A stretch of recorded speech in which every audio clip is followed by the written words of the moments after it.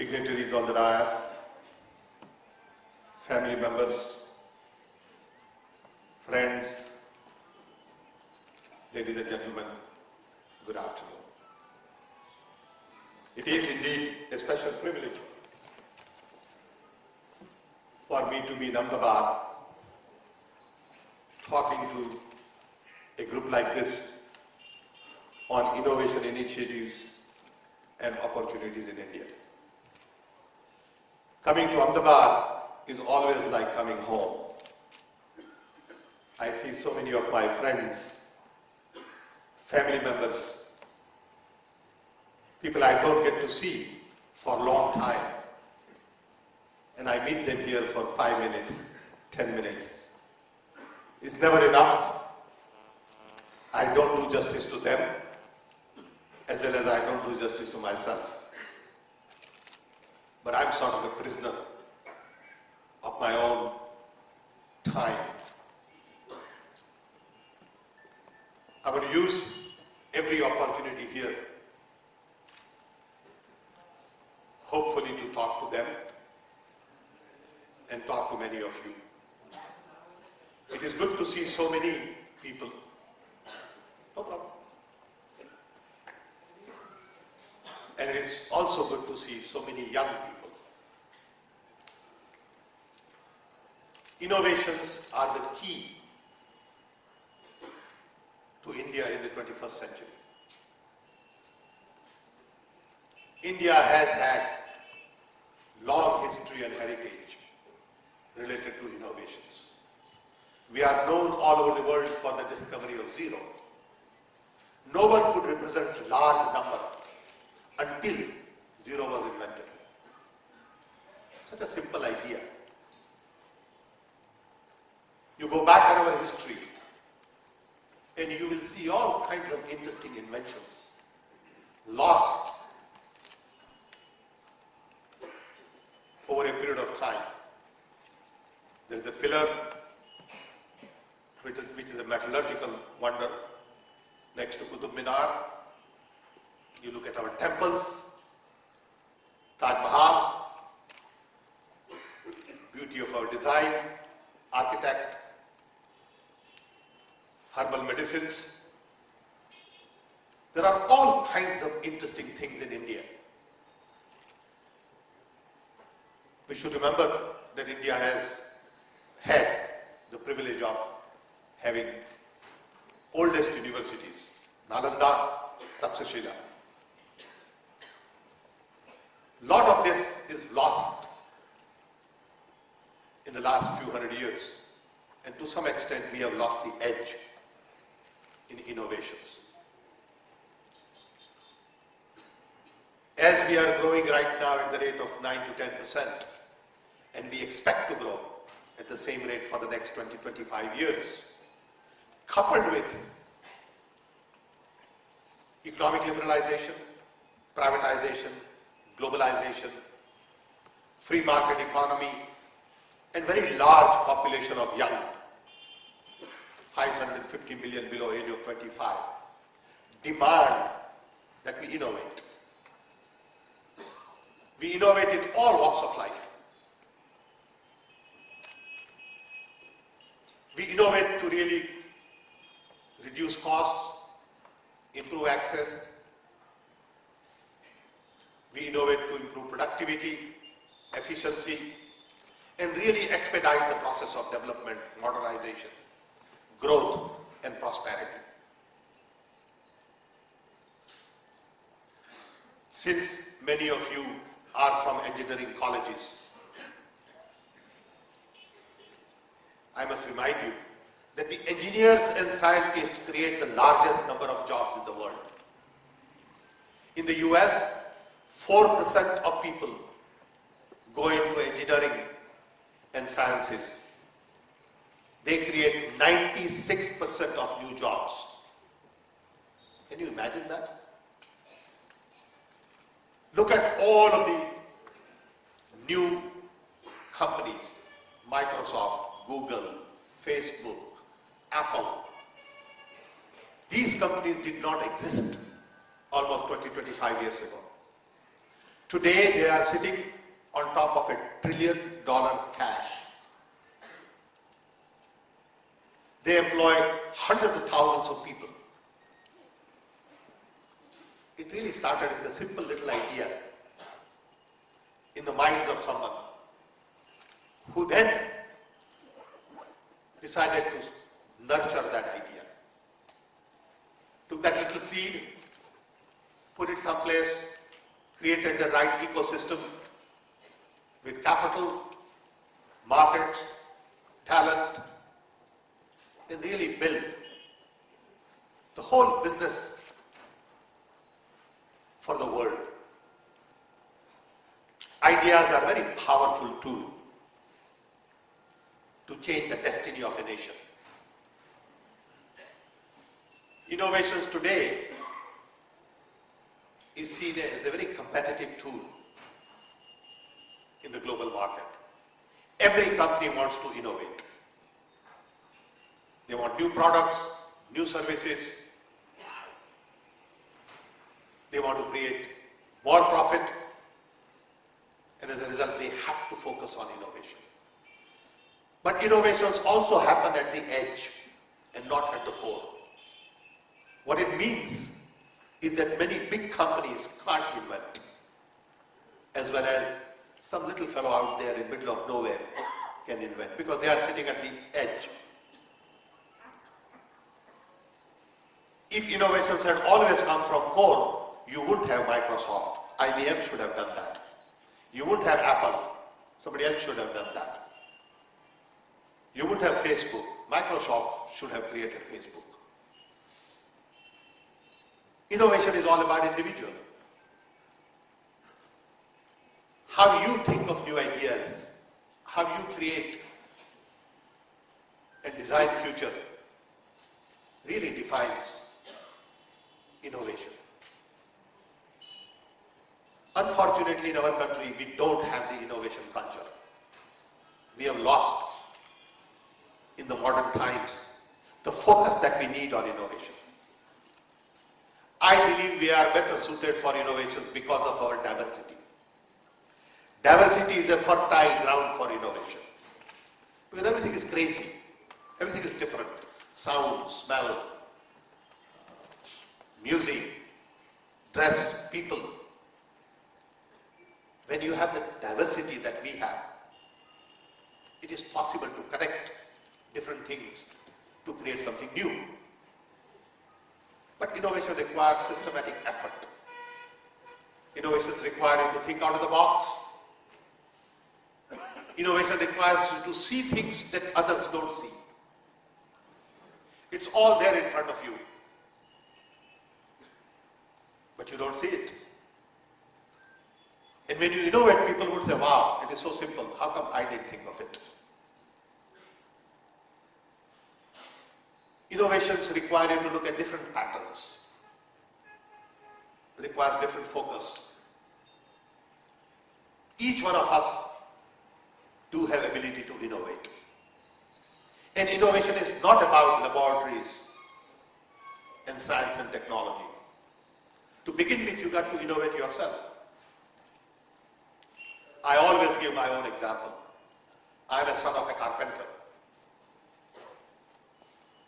When I became telecom engineer, I left behind my roots in many ways, and I redefined myself.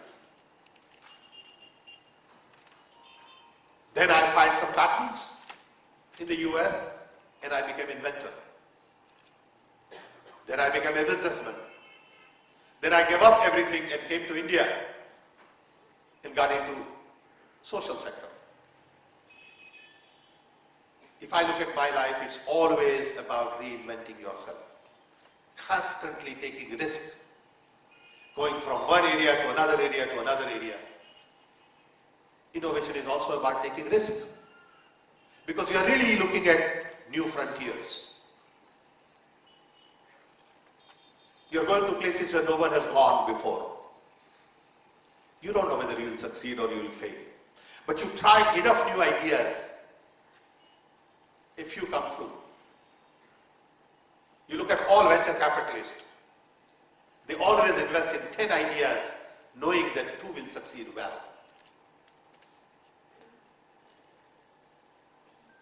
Every idea is not necessarily a good idea. And a good idea not necessarily will succeed.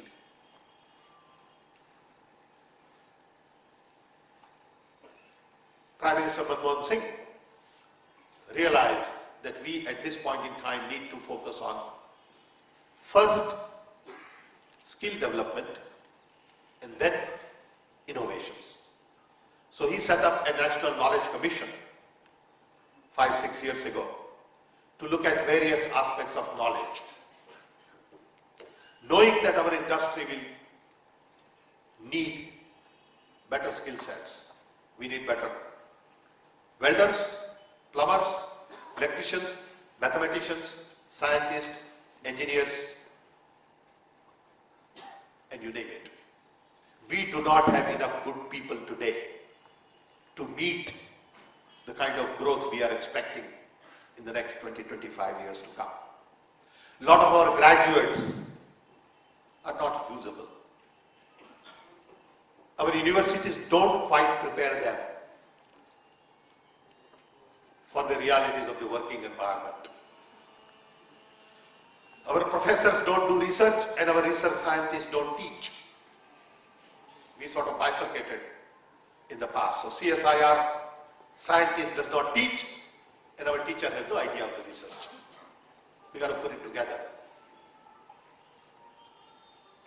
Now we are at a situation where everybody wants to innovate, but they don't know how to do it. It's not about conversation. It's about culture. How do you create innovation culture? How do you change your mind? It's not easy.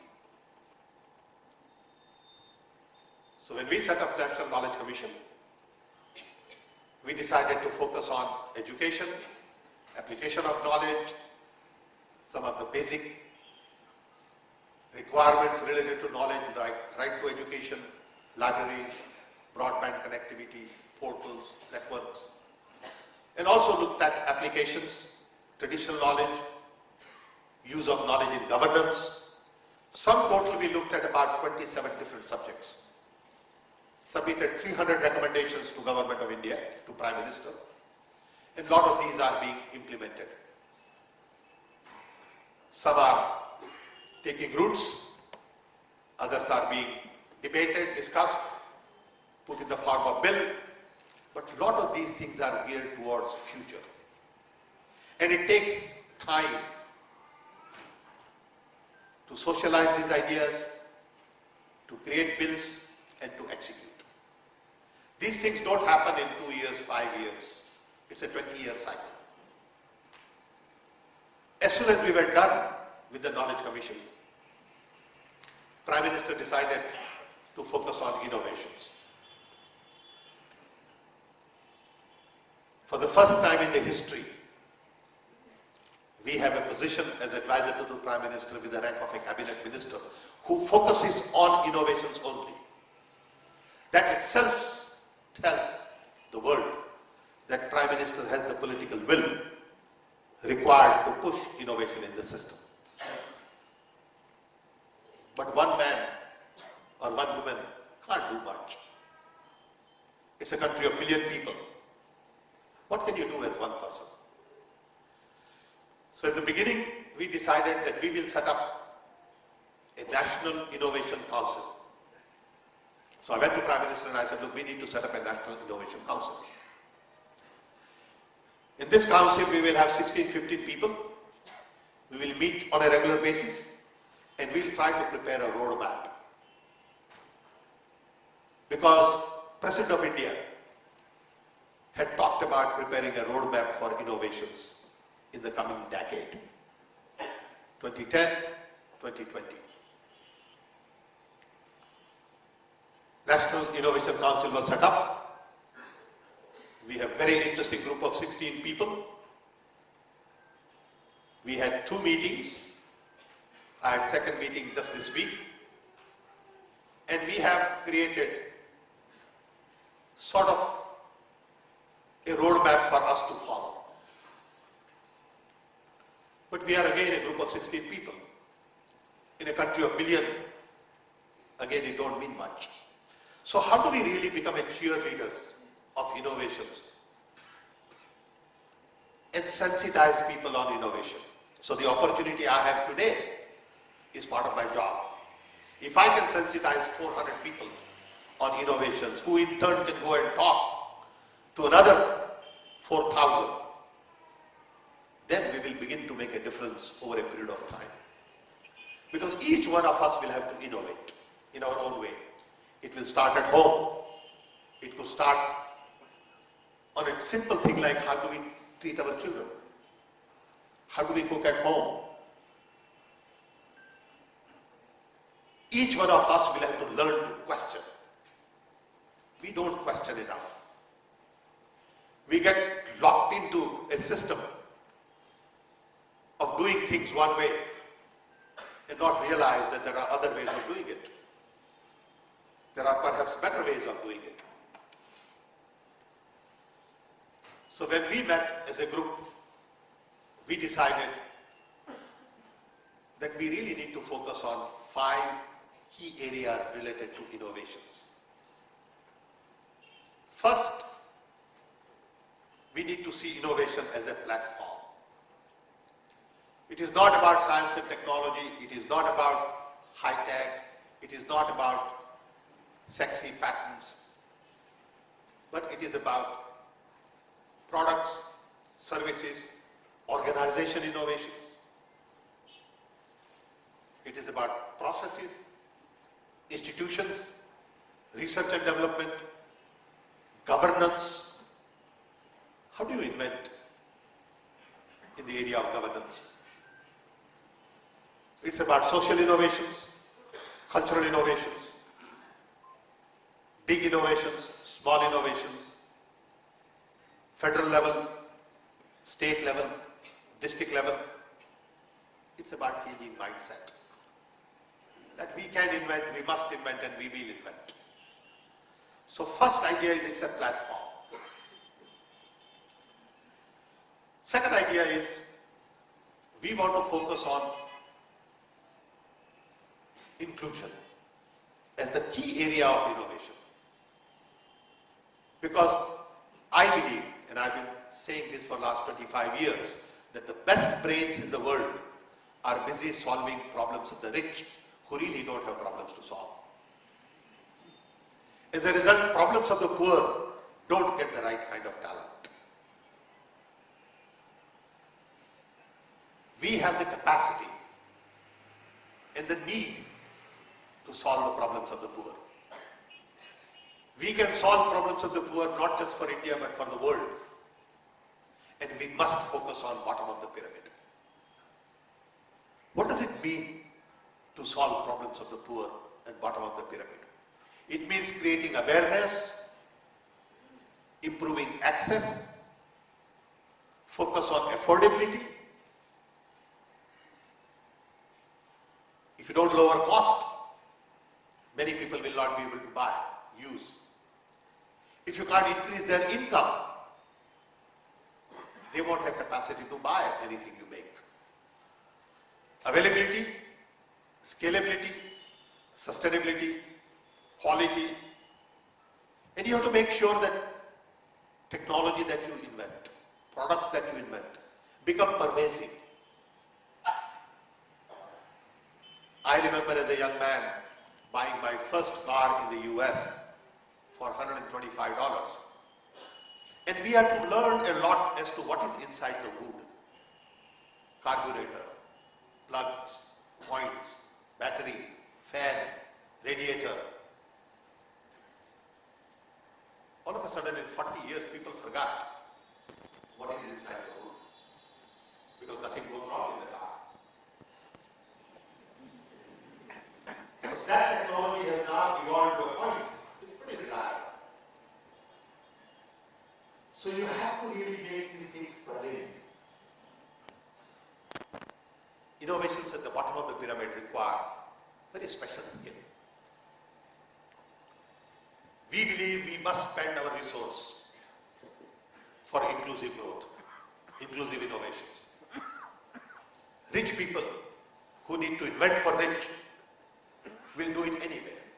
They have the money, we can't match their money and resource. So let's not worry about it. Inclusive growth-based innovation requires us to concentrate on water, sanitation, nutrition, better food. You know, there is this big debate on genetically modified food in India. But let me tell you, over a period of time, you can't avoid it.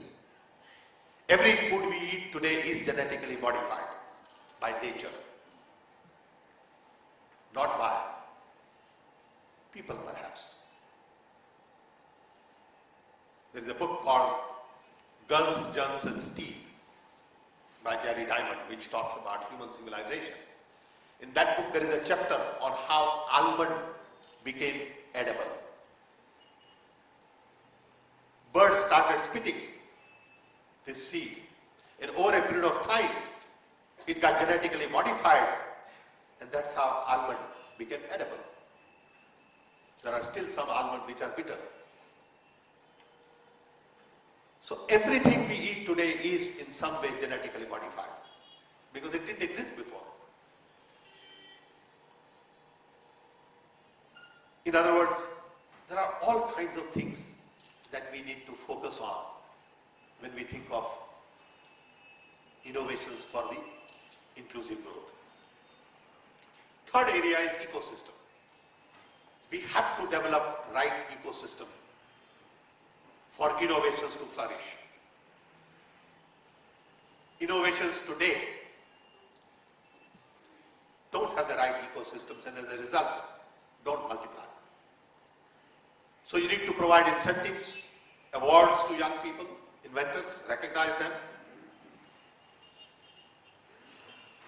You have to think of policies and programs. You have to provide risk capital, venture capital, angel investors, private equity, intellectual properties, patents, copyright, trademarks. The web and internet is a great tool to create right ecosystem. The fourth area is drivers. We got to define the right drivers for innovation. A simple example would be durability versus disposability. Do you want our products to be disposable, or do you want our products to be durable? Because if it is disposable, it is going to have garbage implications on environment. A few months ago, I had talked about somebody in the US who designed a chicken without feather. In the world, there are lots of chickens that we kill every day to feed people. That number may be 50 million or so per day. Think of the feathers that you have to take out, and think of the garbage. What do you do with those feathers? Where do you put them? So you put them in landfill. So some bright scientist in the US said, can I design a chicken without feather? Same food value. And he did, and I've seen one. Looks a little odd. Exactly same food value, but no feathers. Genetically engineered. All of this is going to happen. Somebody will take banana and potato and create a new food.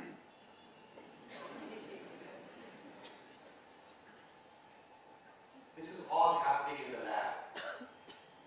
It will come out on the ground very soon. So the drivers are very important. Do you focus on need, or you focus on demand? How do you look at nature?